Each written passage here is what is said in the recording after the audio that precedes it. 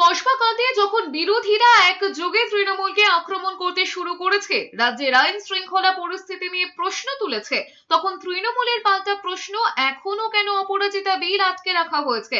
South Calcutta ল কলেজের ঘটনায় কলকাতা তোলপাড় হতেই তড়িঘড়ি সাংবাদিক বৈঠক করেন শশী পাঁজা, কুণাল ঘোষ, তৃণাঙ্কুর ভট্টাচার্যরা। এই বৈঠক থেকেই তাঁরা বলেছেন, এ রাজ্যে ধর্ষকদের মালা পরানো হয় না। ঘটনার 12 ঘন্টার অ্যাকশন নিয়েছে পুলিশ। নির্যাতিতার অভিযোগের ভিত্তিতে 3 অভিযুক্তকে গ্রেফতার করা হয়েছে।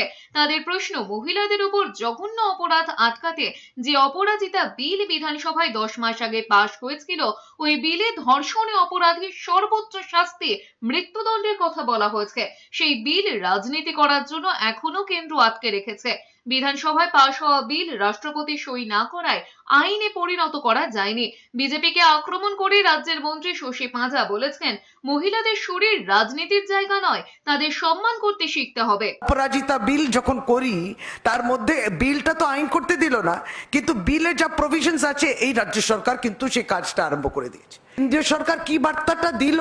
কারণ যে কোনো সরকারই কিন্তু তার পদক্ষেপের মধ্যে এই সিগন্যালটা কোথায় পেলাম?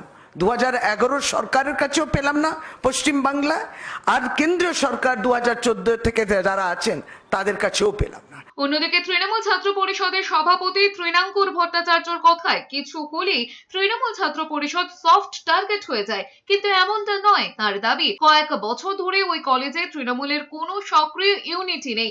অভিযুক্ত মনোজিৎ টিএমসিপির কমিটিতে ছিলেন, সে কথা স্বীকার করে নিয়ে তৃণাঙ্কুর বলেছেন, 2025-এ এই যুবক এমন কাজ করবেন তা তিনি আগের থেকে বুঝবেন কি করে?